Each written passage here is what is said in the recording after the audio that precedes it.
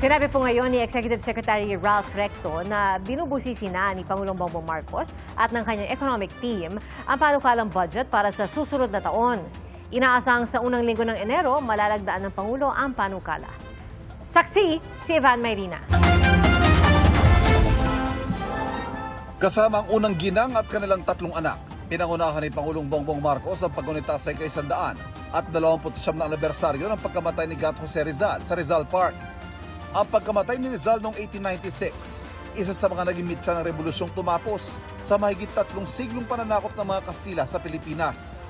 Sa pag-alala sa ambag na yan, sinabi ng Pangulo ngayon naghahanap ang mga Pilipino ng katapatan at pananagutan sa mga namumuno sa bansa.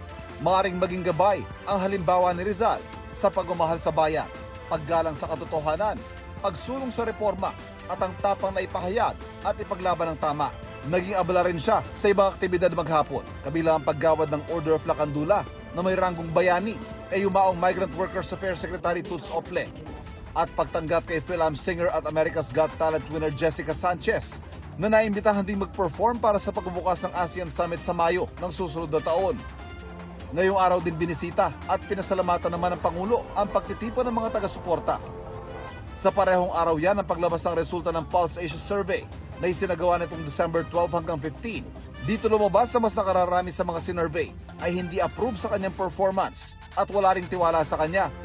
Approve naman ang busy sa mga sinurvey at mas mataas din ang nakuha niyang trust rating.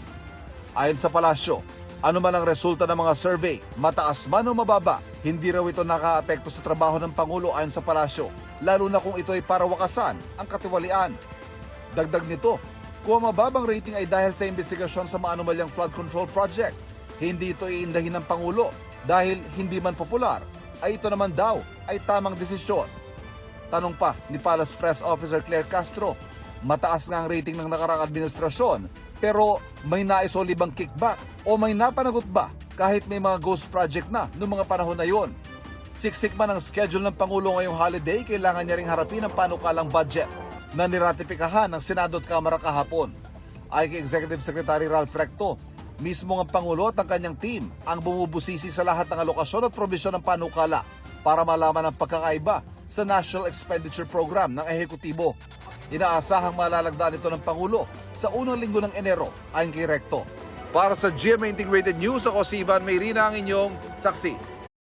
Mga kapuso, maging una sa saksi. Mag-subscribe sa GMA Integrated News sa YouTube para sa iba't ibang balita.